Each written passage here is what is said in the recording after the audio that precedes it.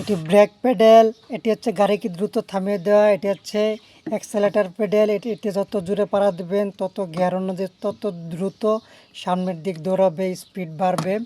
এটি হচ্ছে ক্লাচ, এটিতে পাড়া দিলে আপনার গিয়ার চেঞ্জ করা, গিয়ার শিফটিং করা। আসসালামু আলাইকুম ভিউয়ার্স, আশা করি সবাই ভালো আছেন। আজকে আপনাদের মধ্যে আরেকটি নতুন ভিডিও নিয়ে এসেছি।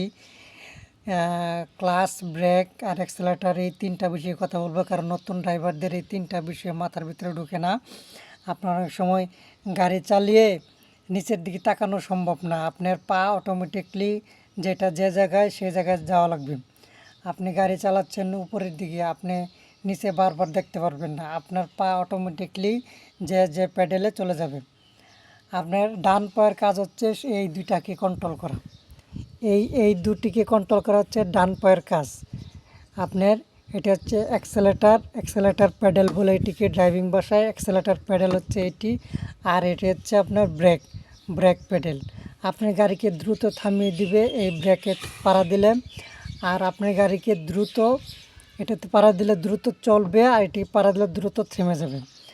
আর এই যে বাম পাশে যে প্যাডেলটি দেখতে পাচ্ছেন, এটি হচ্ছে আপনার ক্লাচ প্যাডেল বলে, ড্রাইভিং ভাষায় এটিকে ক্লাচ প্যাডেল বলে। আপনি এটিতে পাড়া দিয়ে গিয়ার চেঞ্জ করতে হবে।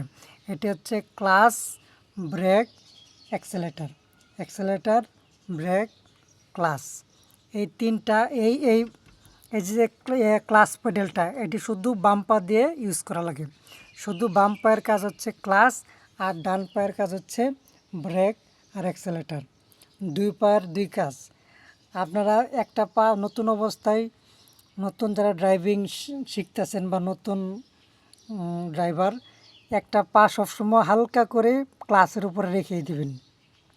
একটা পা হালকা, মানে গাড়ি রানিং হয়ে যাওয়ার পরে এই ক্লাচের চাপ না দিয়ে হালকা পাটা ক্লাচের উপরে রেখে দেবেন, তাহলে সাথে সাথে আপনি গিয়ার চেঞ্জ করতে পারবেন।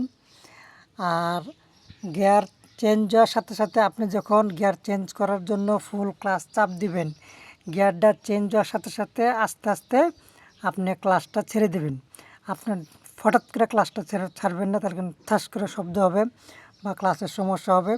আস্তে আস্তে ক্লাচটা ছেড়ে দেবেন। তাই আপনার নিয়ম হচ্ছে যত স্পিড বাড়বে গিয়ার তত বাড়বে, স্পিড যত কমবে গিয়ার তত কমবে। এটা হচ্ছে গাড়ি চালানোর নিয়ম। আপনার গাড়ি চালাতে চালাতে আপনার কাছে গিয়ার চাবে, আপনার তখন গিয়ার বাড়াতে হবে। আর যখন আপনার টপ গিয়ারে চলে যাবেন, তখন যদি স্পিড কমান তাহলে আস্তে আস্তে গিয়ার কমাই আনতে হবে। এটি হচ্ছে গাড়ি চালানোর নিয়ম। আস্তে আস্তে আমার চ্যানেলে বিভিন্ন রকম ভিডিও আছে, গিয়ার নিয়ে ভিডিও আছে, গাড়ি চালানোর ভিডিও আছে, সব ভিডিও ফলো করবেন, তাহলে আপনার নতুন যারা তাদের গাড়ি চালানোটা শেখাটা সহজ হয়ে যাবে। আজকে এ পর্যন্ত, সবাই ভালো থাকবেন। আসসালামু আলাইকুম।